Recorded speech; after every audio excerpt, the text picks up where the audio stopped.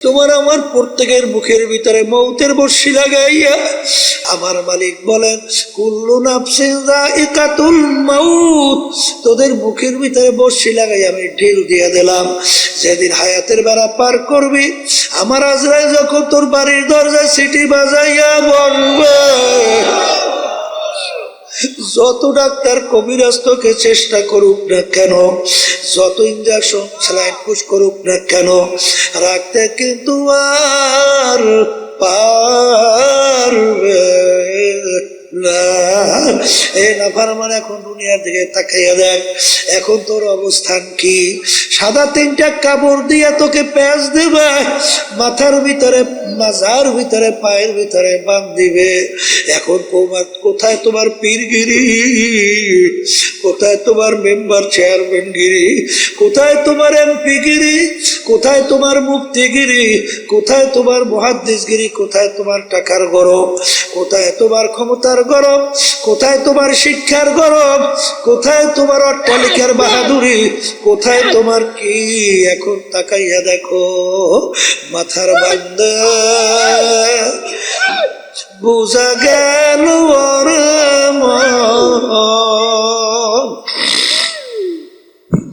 আর কোন দিন মাথা নাড়ার শক্তি নাই। বাজার বান্দা বুঝা গেল আর কোন দিন উঠে বসার শক্তি নাই। পায়ের বান্দা বুঝা গেল আর কোন দিন হেঁটে চলার শক্তি নাই।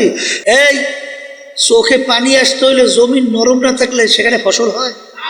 হ্যাঁ, রাগ্য জমিনে ছিলেন, রাগ্য জমিন, রাগ্য জমিনে বীজ লাগাইলে বীজ হয়, করে গাছ হয় না, হয় না। তাইলে আপনার দেল নামক জমিনটাকে নরম করতে হবে। এই দেল নামক জমি শক্ত হয়েছে কিতে? কলে গুনার কারণে। কি কারণে বলেন? কি কারণে শক্ত হয়েছে? এখন এই গুনার ময়লা পরিষ্কার করবেন কিতে?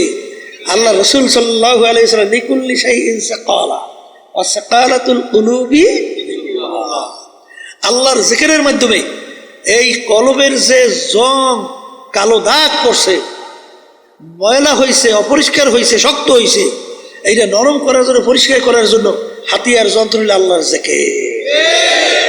কথা ঠিক হবে? ঠিক। তাহলে আল্লাহর জিকির যখন করবে তখন দিল কি হবে? নরম হবে। নরম হলে চোখে আসতে করে কি আসে? তখন চোখে পানি লাগবে না? দরকার লাগবে। তাইলে বুঝা গেল আল্লাহর জিকিরের মাধ্যমে দিল নরম হয়, চোখেও পানি আসে। দেখি রে। এরপরে শোনে, আল্লাহর জিকির যখন বান্দাবান্দি করে তখন তার কাছে ওই আয়াতে স্মরণ আসে, আল্লাহ রাব্বুল আলামিন যে কিয়ামতের ময়দানে ঘোষণা করবেন, লিমানিল মুলকুল ইয়াউম লিল্লাহিল ওয়াহিদিল কাহ্হার। হে ফিরআউনের দলেরা, হে নমরুদের দলেরা, হে সাদ্দাদের দলেরা, হে নাফরমানের দলেরা, আজকে এই দিনের বাদশা আমি আল্লাহ। আজকে পারলে আমার রাজত্বর ভিতর থেকে তোরা পারলে ভাই গাজা। কথা ঠিক আছে? হারিয়া সেবা, কোন সেবা? হারিয়া সেবা দিয়ে যখন ডাক দেবেন তখন নবীরা পর্যন্ত ভয়তে উম্মতের কথা ভুলে যাবে। ওয়াকুলু ইব্রাহিম খালিলুল্লাহি নাফসি, ঈসা রূহুল্লাহি নাফসি, মূসা কালিমুল্লাহি নাফসি। এমন ভয়াবহ অবস্থা হবে, গর্ভবতী মায়েরা পর্যন্ত সন্তান খালাস হয়ে যায় ভয়তে। কথা বুঝেন কিছু? ওই কঠিন মুহূর্তে যখন নাকি ওই বান্দাবান্দি আল্লাহর জিকির করে তখন আল্লাহ স্মরণ আসে, তখন আমার কি উপায় হবে? আসলে আপনার আমার চিন্তা তো নাই, চেষ্টাও নেই, চোখেও পানি নেই। দেখেন আল্লাহ ইতিহাস পড়েন, ইমামুল আজম আবু হানিফা রহমাতুল্লাহি আলাইহি যখন তাহাজ্জুদে নামাজ পড়তেছেন, হঠাৎ আয়াত শরীফ তেলাওয়াত করতে করতে তার সামনে আয়াত শরীফ আসলো। এই কি? আল্লাহু আকবার। ওয়ামতাজুল ইয়াউমা আইয়ুহাল মুজরিমুন। কিয়ামতের ময়দান আমার মালিক যখন ঘোষণা করবে, হে নাফরমানের দলেরা, হে কাফেরের দলেরা, হে নাস্তিকের দলেরা, হে ফিরাউনের দলেরা, হে সাদ্দাদের দলেরা, নমরুদের দলেরা, আজকে তোরা আমার বান্দা বান্দীদের থেকে পৃথক হইয়া যা। আল্লাহ রাব্বুল আলামিনের দুইটা সিফাত আমরা বলি না, আর রহমান আর রহিম, কথা কয় না?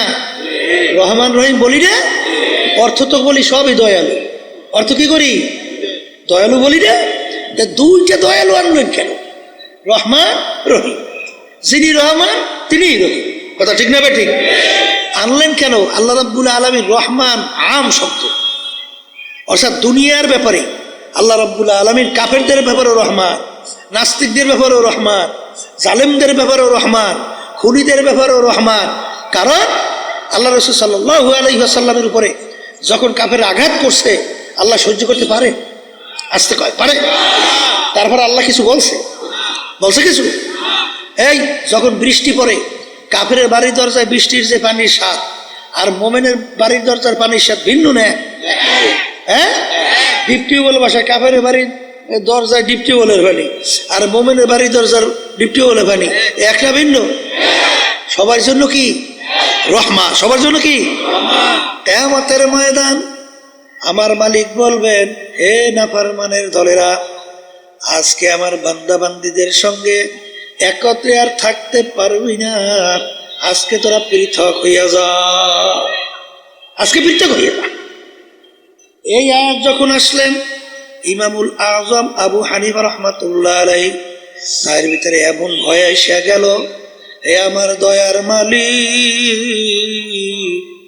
তুমি যেদিন ঘোষণা করবা নাফরমানের দলেরা আমার বান্দা বান্দি থেকে তোরা পৃথক হ, তার ভিতরে এমন ভয় এসে গেল, সেদিন ঘোষণায় যদি আমি আবু হানিফা যদি নাফরমানের কাতারে পইরা যাই, তখন আমার কি উপায় হবে? এমন দুই চোখ দিয়ে বাইয়া বাইয়া পানি পড়ে, শরীর থর থর করিয়া কম্পন শুরু হয়ে গেল, বারবার ঘুরাইয়া ঘুরাইয়া শরীফ তেলাওয়াত করে, রুকু সিজদা করার খেয়াল নাই। এই ইমামুল আজম আবু হানিফা রহমাতুল্লাহ আলাইহি, যার ইতিহাস পড়লে দেখবেন 40 বছর পর্যন্ত এশার ওযু দিয়া ফজরের নামাজ আদায় করছে। আল্লাহু আকবার।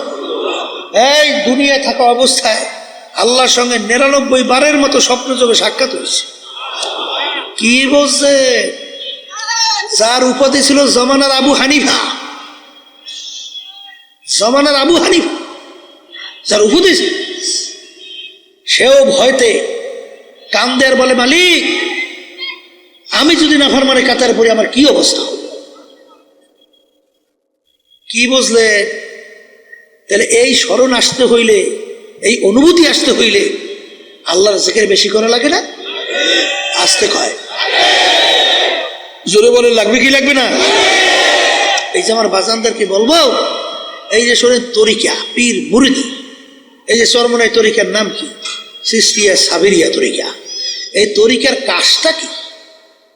এই তরিকার 5টা ঔষধ তরিকার পুরুষদের জন্য আল্লাহর কুতুবেরা দিয়ে দেখছে না? কথা কয় না? আর মহিলাদের জন্য 2 ঔষধ দিয়েছে না? কেন দিয়েছে? নেকের পাল্লা ভারী করার জন্যে। আসতে কয়, কির পাল্লা ভারী আর গুনার পাল্লা হালকা করার জন্য। একটু পরীক্ষা করে দেখেন, যারা আল্লাহর কুতুবদের এই পরামর্শ মানছে, দিনের দিন তাদের নেকের পাল্লা বাড়াবার চিন্তা তাদের ভিতরে আসে। এই কথা কথা আমি ভুল বলছি? আর দেখবেন যারা নাকি সহি তরিকার সঙ্গে জড়াইয়া থাকে না, এই আল্লাহর ওলিদের মুরব্বীদের কথা শোনে না, দেখবেন গুনার থেকে ফেরতেও কি পারে, চোখেও পানি দেখা যায় না, চোখেও পানি দেখা যায় না। গুনার থেকে ফিরিয়া নেক কাজ বাড়াবার প্রক্রিয়া আগ্রহ দেখা যায় না। এই জন্য আমার ভাইদেরকে বলবো, নেকের পাল্লা কি করা লাগবে বলেন? ভারী করা লাগবে। কি করা লাগবে? গুনার পাল্লা হালকা হওয়া লাগবে। কথা ঠিক না? ঠিক। এখন নেকের পাল্লা ভারী করতে হইলে এই কি কি কাজ করা লাগবে বলে? আল্লাহর হুকুম নবীর তরিকা অনুযায়ী চলা লাগবে। আস্তে কর। আল্লাহর হুকুম ফরজ মানা লাগবে, আল্লাহর হুকুম ওয়াজিব কি করা লাগবে? মানা লাগবে। সুন্নাতে মুআক্কাদা কি করা লাগবে? মানা লাগবে। এই হারাম থেকে বাঁচা লাগবে। বলেন, হারাম থেকে বাঁচা লাগবে, মাকরু তাহরিমা থেকে বাঁচা লাগবে। এমনকি আল্লাহর ওলিরা মাকরু তানজির থেকেও বাঁচে থাকবে। কথা ঠিক কিনা? এখন আপনি নেকের কাজ বাড়াইবেন, ফরজ ওয়াজিব সুন্নাত আমল করবেন, এই হারাম তারপর কি মাকরু তাহরিমা এর থেকে আপনি বাঁচবেন। এই বাঁচতে হইলেই এই নফস এবং শয়তানকে আগে দমন করতে হবে। কথা হয় না? কারো দমন করা লাগবে? নফস শয়তান, মানুষ শয়তান থেকে বাঁচা লাগবে। এই মানুষ শয়তান কারা? বলে আপনার স্ত্রী হইতে পারে, বলেন, আবার স্ত্রীতে স্বামীরা হইতে পারে, আবার আপনার সন্তানরাও হতে পারে, আপনার দল আপনার দলের নেতা নেত্রীও হতে পারে, আপনার বন্ধু বান্ধব হইতে পারে। বলে হুজুর কেমনে? এক কথায় বুঝবেন যে আপনাকে গুনার ব্যাপারে উদ্বুদ্ধ করে, সে যে হোক, সে হলো মানুষ শয়তান। আবার বলে, সে যে হোক, এক পদের স্ত্রীরা ঘরে আসে না, টেলিভিশন ঘরে না আনলে তোমার ঘরে থাকবই না। এইটা যদিও স্ত্রী না, মানুষ শয়তান আসতে কয়। আবার এক সাইডে বেটা মেয়ে রয়েছে, স্ত্রী বলে এই কিসের নামাজ পড়ে, কিসের পর্দা পর্দা, হ্যাঁ বাদ দেখুন এ লাগে না। বুঝবেন ওরা স্বামী হলো ওরা মানুষ শয়তান। কথা ঠিক। এই দলের নেতা নেত্রী দেখবেন মানব রচিত কুফুরি তন্ত্রমন্ত্র বাংলাদেশ চলে না? এই যে প্রচলিত গণতন্ত্র, এর প্রবক্তাকে আমেরিকার প্রাক্তন প্রেসিডেন্ট আব্রাহাম লিঙ্কন কি বলছিল? Government of the people, by the people, for the people. এক কথায় বুঝাতে চায় সমস্ত ক্ষমতার মালিক জনগণ। এই কথা কেউ যাই না শুই না যদি বিশ্বাস করে, বলেন তো ইমান থাকবে? হ্যাঁ, আমরা কি বলছি? বাইদা আল্লাহ, ফরদা আল্লাহ, অবদা আল্লাহ। সমস্ত ক্ষমতার মালিক একমাত্র আমার আল্লাহ। কি কথা বলে না? এখন দেখবেন দলের নেতা নেত্রী, এই যেই দল অনেকে আমার বাজানরা পর্দালে মা বোনরা এই জড়াইয়া রইছে, তারা তো বলে এই প্রচলিত সমস্ত ক্ষমতার মালিক জনগণ, এইটা বাস্তবায়নের জন্য চেষ্টা করি, এইটা তুমি সহযোগিতা করো। তখন বুঝবেন তোমাকে যদি এই হুকুম করে, ও যে হোক ও মানুষ শয়তান। কথা কয় না? ও কি শয়তান? হ্যাঁ, ও মানুষ শয়তান। এক কথায় যে গুনার ব্যাপারে কি করে? উদ্বুদ্ধ করে। কি করে?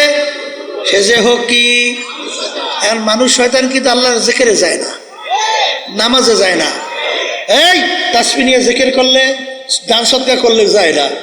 মানুষ শয়তান থেকে বাঁচার জন্যে সবচেয়ে বড় উপায় হলো সাদিকিন বান্দাদের সঙ্গে হইয়া যাওয়া লাগবে। কাদের সঙ্গী? আবার বলেন, এই সাদিকিন বান্দাদের যখন সঙ্গী হবে তখন কি হবে? সোহবতে সালেহ তোরা সালেহ কুনাদ, সোহবতে তালেহ তোরা তালেহ কুনাদ, সোহবতে তালেহ তোরা তালেহ কুনাদ, সোহবতে সালেহ তোরা সালেহ কুনাদ, সোহবতে তালেহ তোরা তালেহ কুনাদ। এক জমানা सोबत बा औलिया बेहतर असद साल ताअत बेरिया गिले खुशबू इधर हम्माम रोज़े রসিদাস্তে মাহবুবে বাদস্তা। বাজান একটা মাটির চাকার থেকে গোলাপ ফুলের ঘেরান আসে। এ মাটির চাকা, তুমি কোনো মেশক আম্বার না কোনো গোলাপ ফুল না কোন সুগন্ধি তুমি পরিচয় দাও। গোলাপ ফুল মাটির চাকা উত্তর দেয়, আমি কোনো গোলাপ ফুল, কোনো মেশক আম্বার, কোনো অন্য কোনো ঘেরান কিছুই না, আমি নিছক একটা মাটির চাকায়। তোমার থেকে এত সুন্দর ঘেরান কেন আসে? আমার সঙ্গে একটা গোলাপ ফুল পুইটা লাইগা মিশা ছিল। ওই ফুলের ঘ্রাণ ঢুকতে ঢুকতে এখন আমি সাধারণ মাটির চাকা নাই, আমি একটা গোলাপ ফুলে পরিণত হয়ে গেছি। এ আল্লাহর বান্দারা, তোমরা সাদিকিন বান্দাদের সঙ্গী হও। তাইলে বোঝা গেল বাজান, সাদিকিন বান্দাদের সঙ্গী হইলে আল্লাহর ফজল ও করমে মানুষ শয়তানের ধোঁকার থেকে বাঁচা যাবে। কথা কয় না? কি দরকার আছে না নাই? এ কবরের যাত্রীরা, এ পর্দার আড়ালের মা বোনেরা, বাজান তোমাদের সঙ্গে আমাদের কোনো ঝগড়া নাই, কোনো মারামারি কাটাকাটি কিচ্ছুই নাই। বাজান তোমার কবরে তুমি যাবা, আমার কবরে আমি যাব। তোমার কবরের প্রশ্নের উত্তর তুমি দিবা, আমার কবরের প্রশ্নের উত্তর আমি দেব। কারণ বাজান আল্লাহর রাসূল সাল্লাল্লাহু আলাইহি ওয়াসাল্লাম দুনিয়ায় থাকা অবস্থায় তার কলিজার টুকরা সন্তান ফাতেমা রাদিয়াল্লাহু তাআলা আনহা তাকে ইঙ্গিত করে বলছিলেন, ইয়া ফাতেমা তু আনকিজি নাফসাকি মিনান নার। হে ফাতেমা রে, দুনিয়ায় থাকা অবস্থায় নিজে আমল করো, জাহান্নামের আগুন থেকে বাঁচো। ও ফাতেমা, এরপরে অন্ধকার কবরে যাইয়া শো। ফাতেমা যদি কবরে এই পরিচয় দাও, আমি আখিরি জামানার নবীর মেয়ে। আল্লাহ রাসূল সাল্লাল্লাহু আলাইহি ওয়াসাল্লাম বলেন, ফাতেমা রে, এই পরিচয় কবরে কোনো কাজ হবে না। এ কবরের যাত্রীরা, আল্লাহ রাসূল সাল্লাল্লাহু আলাইহি ওয়াসাল্লাম যদি তার মেয়ের ব্যাপারে কবরে কোনো নাজাতের গ্যারান্টি দিতে না পারে, এমন কোন পীর, এমন কোন দল, এমন কোন দলের নেতা নেত্রী কে আছে তোমাকে আমাকে কবরে নাজাত করে জান্নাতের ব্যবস্থা করতে পারবে? জোরে মুখ খুলে বলো, পারবে? যদি নাই পারে, আর দুনিয়া মাজরাতুল আখিরাহ, দুনিয়াটা হলো আখিরাতের সম্বল সম্পদ কামাই করার জায়গা। হে বড়লোক আমার বাবারা, হে ধনী আমার বাবারা, হে শিক্ষিত আমার বাবারা, সম্মানিত আমার বাবারা, হে বড় বড় অফিসার আমার বাবারা, আমার দাদাজানের কথা শুনছিলাম। আব্বাজান বলতেন, দাদাজান একজন এক কালেক্টরকে লক্ষ্য কইরা বলেন, ডিসি কে লক্ষ্য কইরা বলেন, হে কালেক্টর, হে ডিসি, তোমাদেরকে বন্দুক নিয়ে পাহারাদাররা পাহারা দেয়। ও ডিসি, তোমার কাছে জানতে চাই, আরে আমার মালিকের যে ছোট্ট মাকলুক মশা, ওই বন্দুক মশায় ভয় পায় কিনা? কলে তোমরা কি মশারি টাঙ্গাও? কলে হুজুর টাঙ্গাই তো। কেন? কলে হুজুর মশায় কামড়ায়। তখন দাদাজান বলে, কালেক্টর, আজকে তোমার সাধারণ মশা তোমার বন্দুক পাহারাদারের ভয় করে না, কিন্তু তুমি যদি বেনমাজি, হারাম কর, সুদ কর, ঘুষ কর, তুমি যদি বেরোজগাররা বেপরদায় চইলা যদি কবরে যাও, ওই কবরে 99 বিষাক্ত সাপ তোমাকে ভয় করবে, এরকম কি গ্যারান্টি আছে কালেক্টর? এই জন্য আমার বাজানদেরকে বলবো, পর্দারে মা বোনদেরকে বলবো, এ আল্লাহর বান্দারা, পর্দার আড়ালের মা বোনেরা, দুনিয়ার যে কোনো কাজের মধ্যে একবার নয়, যদি কেউ 5 বার উঠে যাও, আবার ওই কাজের ভিতরে চেষ্টা করলে জিতবার আশা করা যায়। কিন্তু কবরের যাত্রীরা, কেউ যদি দুনিয়া থেকে বিদায় নিয়ে কবরে যাও, বাজানার কিন্তু দুনিয়ার ভিতরে আইসা জিতবার কিন্তু আর আশা নাই। তাকশাইরু মিনহু জুলুদুল্লাযীনা ইয়াখশাউনা রাব্বাহুম সুম্মা তালিনু জুলুদুহুম ওয়া কুলুবুহুম ইলা যিকরিল্লাহ। আমার মালিক বলে, দুনিয়ার ভিতরে এমন কিছু আমার বান্দা বান্দিরা আছে, যখন তাদের সামনে আমার জাহান্নামের আলোচনা করা হয়, যখন তাদের সামনে আমার আযাব ও গজবের আলোচনা করা হয়, তখন তার শরীরের চামড়া থরথর করে কাঁপে ওঠে, তাদের কলবটা থরথর করে কাঁপে ওঠে। আল্লাহ, তখন তাদের গুনার কথা মনে পড়ে যায়। মালিক, তুমি যদি এই গুনাহ আমার মাফ না করো, আরে আমার মালিক, আরে বাজান, এক ওয়াক্ত নামাজ পড়বে বলতে বলতে যখন অন্য ওয়াক্ত আইসা যায়, কেউ যদি ইচ্ছা কইরা এক ওয়াক্তের নামাজ অন্য ওয়াক্তে নিয়ে কাজা কইরা পড়ে, এরকম কেউ যদি কাজটা ইচ্ছা কইরা করে, কোরআন এবং হাদিস অনুযায়ী দুনিয়া এবং আখিরাতের সময় হিসাব করার পরে দেখা গেল 2,88,00,000 বছর জাহান্নামের আগুনে জ্বলা লাগবে।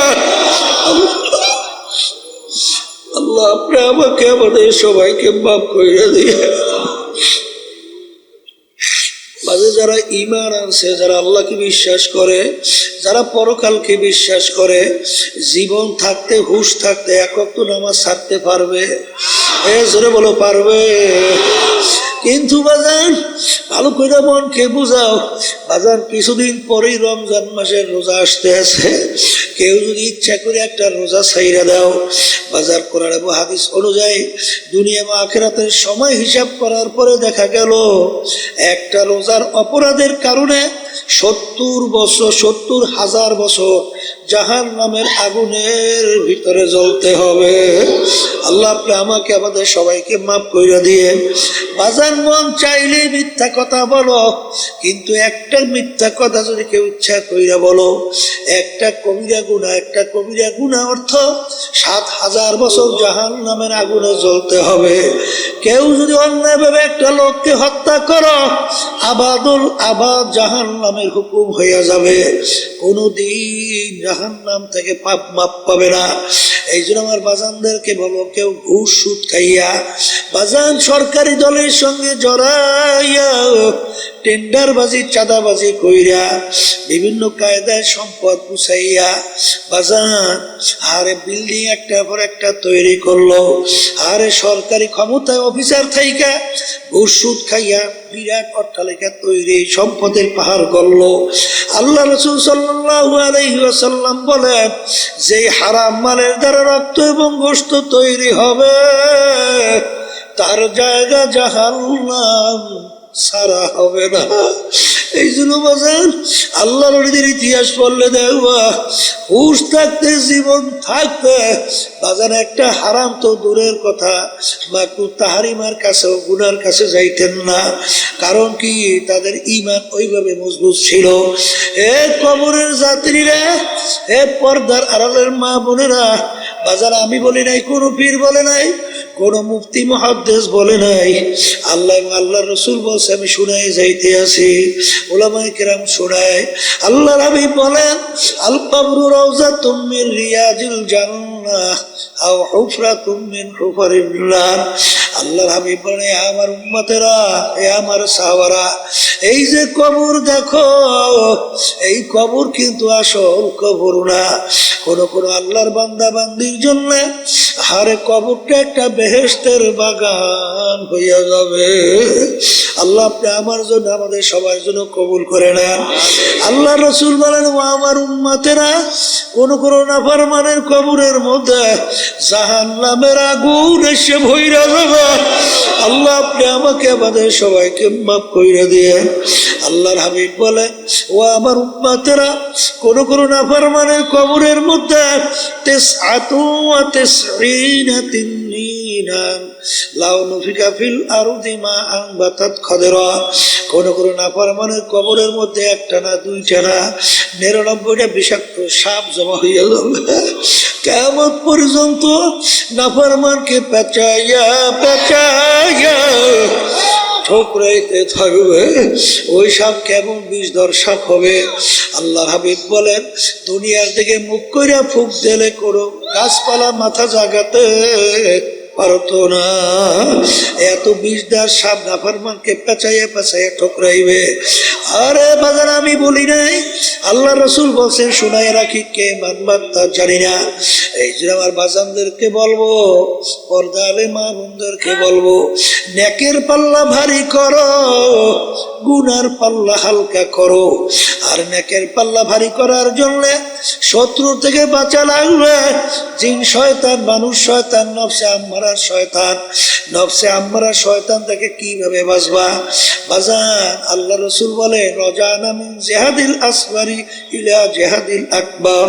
এ আমার সাহাবারা বড় যুদ্ধের থেকে ছোট যুদ্ধের থেকে রওনা করলাম, ছোট যুদ্ধের থেকে বড় যুদ্ধের থেকে রওনা করলাম।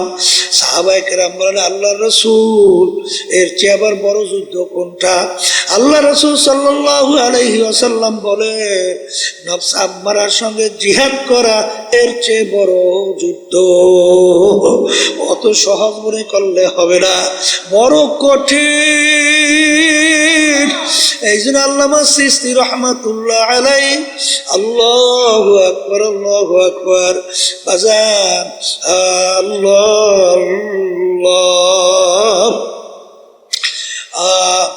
करीमा बख्शा बर हाले मा के हस्ता मसीरे कमंदे हवा। ए আমার মালিক, আরে 40 বছর বয়স হয়ে গেল, তারপরেও তিনি মালিকের কাছে দোয়া করে, চেহেল সালে উমরে আজিজাত গুজাস মেজাজে তুয়াজ হালে তেফলি নাগাস। এ আমার দয়ার মালিক, বয়স তো 40 হয়ে গেল, কিন্তু এখন পর্যন্ত সেই ছোট বাচ্চাদের তবিয়ত এখন পর্যন্ত দূর হয় না। মালিক, তুমি দয়া মায়া করে তোমার কুদরতি কোলের মধ্যে যদি টান দিয়া জায়গা না দাও, মালিক আমার কোনো উপায় থাকবে না। এই জন্য আমার ভাইদেরকে বলবো, পর্দারে মা বোনদেরকে বলবো, বাজার আজকে চক্ষু খোলা দুনিয়া, স্বাধীনতা পাইছেন। বাজার স্বাধীনতার মধ্যে যা মনে করে তা করবা, আমার মালিক কিন্তু কিছু বলবেন না। কারণ আমার মালিক বলছেন, হিল হুমরুয়াইদা, তোদেরকে আমি স্বাধীনতা দান করলাম কেন? লিয়াবলুয়াকুম আইয়ুকুম আহসানু আমালা, পরীক্ষা নেওয়ার জন্য। কে আমার হুকুম অনুযায়ী ভালো কাজ করো, আর কে আমার হুকুমের বিরুদ্ধাচরণ করো। এই পরীক্ষার জন্য তোদেরকে আমি স্বাধীনতা দান করলাম। এই স্বাধীনতার মধ্যে যে যেরকম ইচ্ছা সেরকম চলবা, আমার মালিক কিন্তু কিছুই বলবেন না। কিন্তু মনে রাখিস, কুল্লু নাফসিন যায়িকাতুল মাউত। আমার মালিক তোমার আমার প্রত্যেকের মুখের ভিতরে মৌতের বর্ষি লাগাইয়া আমার মালিক সাইরা দিয়া আমহিল হুমরুয়াইদা ঢিল দেয়। বড় মাছের মুখে যখন বর্ষিওয়ালা বর্ষি লাগায়, মাছ লাগার সঙ্গে সঙ্গে দৌড় দেয়। মনে হয় যেন মাছ ডাক দিয়ে বলে, বর্ষিওয়ালা আমি তোমার থেকে সুইটা চলে আসি। আর বর্ষিওয়ালা ডাক দিয়ে বলে, মাছ তুই যত দৌড়াও তোর মুখের ভিতরে আমি বর্ষি লাগাইয়া ছাইরা দিছি। তামাম পুষ্করি পানির ভিতরে ঘুরতে ঘুরতে ঘুরতে ঘুরতে যখন যখন তুই দুর্বল হইয়া যাবি, যখন পানির উপরে পেটটা ভাসাইয়া দিবি, আস্তের উপরে তোকে আমি ধইরা নিয়ে আসবো, আর থাকতে পারবি না।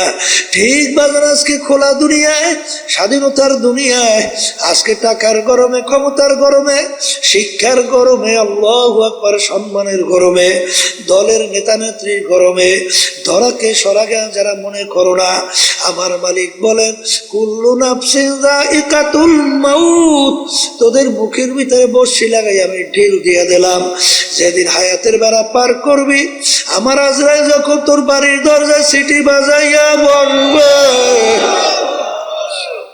যত ডাক্তার কবিরাজ তোকে চেষ্টা করুক না কেন, যত ইঞ্জেকশন স্যালাইন পুশ করুক না কেন, রাখতে কিন্তু আর পারবে না। এ নাফরমান এখন দুনিয়ার দিকে তাকাইয়া দেখ, এখন তোর অবস্থান কি? সাদা 3টা কাপড় দিয়া তোকে প্যাঁচ দেবে, মাথার ভিতরে, মাজার ভিতরে, পায়ের ভিতরে বাঁধ দিবে। এখন কোথায় তোমার পীরগিরি? কোথায় তোমার মেম্বার চেয়ারম্যানগিরি? কোথায় তোমার এমপিগিরি? কোথায় তোমার মুফতিগিরি? কোথায় তোমার মুহাদ্দিসগিরি? কোথায় তোমার টাকার গরম? কোথায় তোমার ক্ষমতার গরম? কোথায় তোমার শিক্ষার গরম? কোথায় তোমার অট্টালিকার বাহাদুরি? কোথায় তোমার কি? এখন তাকাইয়া দেখো মাথার বান্দা, বুঝা গেল ওর মন আর কোন দিন মাথা নাড়ার শক্তি নাই। বাজার বান্দা বুঝা গেল রে মন আর কোন দিন উঠে বসার শক্তি নাই। পায়ের বান্দা বুঝা গেল রে মন